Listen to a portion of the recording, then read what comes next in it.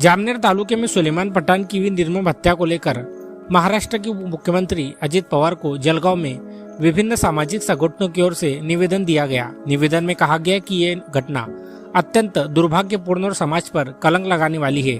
गांव के कुछ गुंडों ने जिस निर्दयता और बर्बरता से सुलेमान पठान की हत्या की, उसकी जितनी निंदा की जाए उतनी कम है।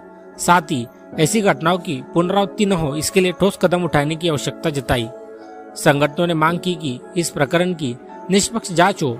एसआईटी की जांच में किसी भी स्थानीय पुलिस अधिकारी का हस्तक्षेप न हो। सभी आरोपियों के सीडीआर की जांच की जाए और दोषियों पर मकोका लगाया जाए। साथ ही शिव प्रतिष्ठान नामक संगठन पर प्रतिबंध लगाने तथा इस प्रकरण की प्रभावी पैरवी के लिए विशेष सरकारी वकील की नियुक्ति करने की भी मांग की। इस अवसर पर पूर्व महापौर अब्दुल करीम सालार, जमीयत उलेमा हिंद महाराष्ट्र के उपाध्यक्ष मुफ्ती हारून नदवी, अल्फेज फाउंडेशन के अध्यक्ष अब्दुल अजीज सालार, बागबान बिरादरी के अध्यक्ष खालिद बाबा बागबान, मरकजी सुन्नी जामा मस्जिद के अध्यक्ष सैयद अयाज अली, कुरैशी जमात के अध्यक्ष इब्राहिम कुरैशी, कांग्रेस महानगर अध्यक्ष अमजद पठान, ईदगाह ट्रस्ट के सैयद शाहिद, सामाजिक कार्यकर्ता जमील शेख, फैजपुर के नेता कुर्बान मेंबर, पटेल देशमुख देशपांडे बिरादरी के युवा अध्यक्ष शाहिद पटेल और इरफान सालार समेत अन्य व्यक्ति उपस्थित थे।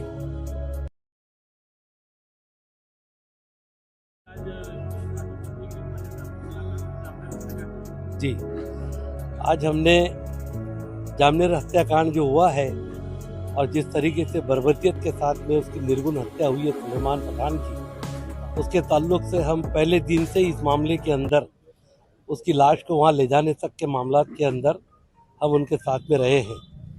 हमने ये महसूस किया कि जो कंप्लेंट पुलिस स्टेशन में एफआईआर लिखी गई है, वहाँ से लेकर तो जो कलमें लगाई गई है उसमें किसी हद तक हमको इत्मीनान है।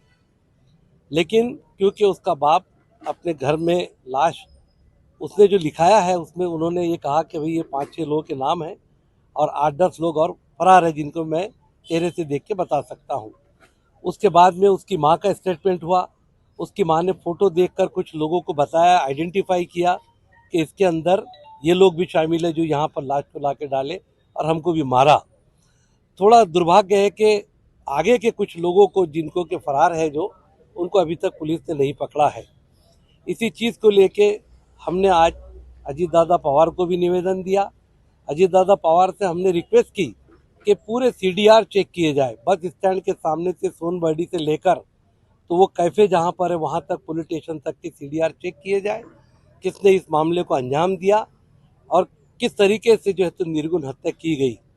ये दादा के साथ में हमने एक और बात कही कि जो एसआईटी फॉर्म की जाए या कि जिसकी घोषणा हुई है उसमें लोकल पुलिस का समावेश ना हो, क्योंकि लोकल पुलिस पर कार्यकर्ताओं का, नातेवाईकों का, किसका भी जो है तो उस पर दबाव आ सकता है। दूसरी बात हमने महत्व की कही कि जामनेर के अंदर एक अच्छा माहौल पिछले कई वर्षों से हुआ। पहले किसी ज़माने में बड़ा सेंसिटिव था, लेकिन आज उसके हालात अच्छे थे। सभी हिंदू मुस्लिम मिलके रह रहे थे। आमदार साहब और मिनिस्टर साहब के कार्यकर्ते भी सब आपस में मिलजुल के काम कर रहे थे। लेकिन जब से भिड़े गुरुजी ने जामनेर में पांव रखा और जहाँ जहाँ वो महाराष्ट्र में जाकर बच्चों के जहन भड़का रहे हैं, ख़ास तौर से बाला बचूतेदार जो माइनॉरिटीज़ के बच्चे हैं, इनके जहनों के अंदर जिस तरीके का द्वेष पसरा रहे हैं, वो द्वेष का नतीजा आज हमको जामनेर के अंदर देखने को मिला।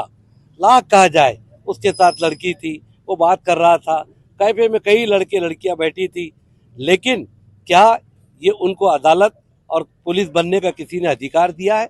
अगर बच्चे की गलती है, किसी की गलती है, तो हम उसको पुलिस में लेके जाए, कानून अपना काम करेगा।